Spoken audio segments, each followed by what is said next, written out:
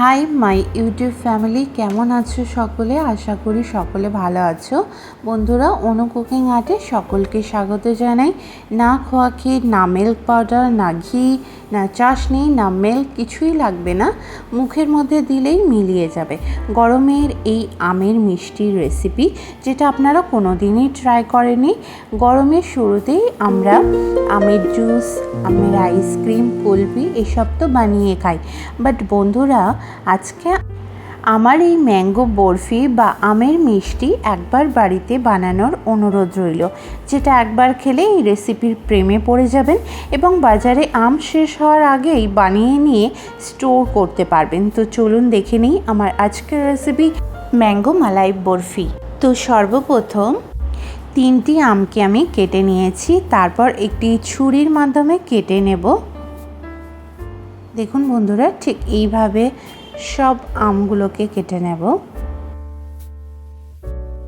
দেন একটি স্পুনের মাধ্যমে সব ম্যাঙ্গোর পাল্পগুলো বার করে নেব।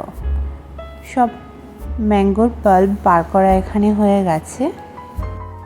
এইবার 1/4 কাপ কনডেন্স মিল্ক দিয়ে দেব এবং এর মেইন উপকরণ 1/4 কাপ ফ্রেশ ক্রিম দিয়ে দেব, যার ফলে বরফিগুলো একদম মালাইয়ের মতো হবে। এইবার আমের স্মুথ পেস্ট তৈরি করে রেখে দেব।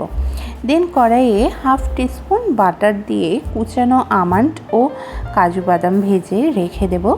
তারপর 1/2 কাপ সুজি দিয়ে সুজিটাকে একটু 1 মিনিটের মতো ভেজে নেব, ফলে রেসিপি খুব মজাদার হবে।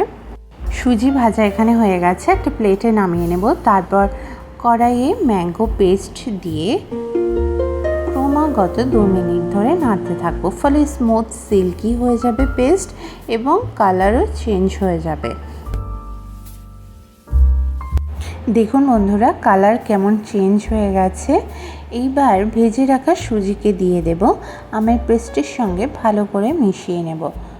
দেখুন, ভালো করে মিশানো আমার হয়ে গেছে।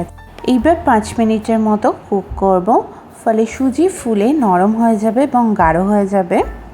আপনারা চাইলে এখানে কুচানো নারিকেলও দিতে পারেন, এটা টোটালি অপশনাল। 5 মিনিট হয়ে গেছে, তারপর দেখুন সুজি কতটা ফুলে গেছে। এরপর ভেজে রাখা ড্রাই ফ্রুটস দিয়ে দেব।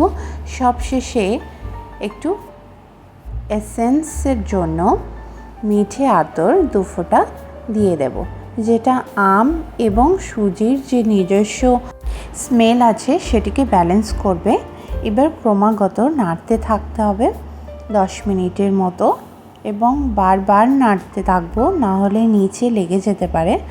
10 মিনিট পর দেখুন বন্ধুরা, কতটা গাঢ় হয়ে গেছে। রেসিপি যত গাঢ় হবে, আমের বরফি খেতেও তত বেশি মজাদার হবে। 10 মিনিট এখানে হয়ে গেছে, ফ্লেমটাকে অফ করে দেবো এবং একটি প্লেটে তুলে নেব, নিয়ে ঠান্ডা হতে দেব। ঠান্ডা হয়ে এলেই পুরো প্লেটে স্প্রেড করে দেব এবং বরফি শেপে কেটে নেব, ঠিক এইভাবে। তো বন্ধুরা, রেডি হয়ে গেছে দারুণ আম বরফি রেসিপি, যেটা একবার খেলে বাড়িতে ছোট থেকে বড় সকলের রিকোয়েস্ট আসবে আবার বানানোর জন্য। একটি বরফি তুলে দেখিয়ে দিচ্ছি কতটা মালাইয়ের মতো সফট হয়েছে, মুখে দেওয়ার সঙ্গে সঙ্গে মিলিয়ে যাবে, এত টেস্টি হয়েছে।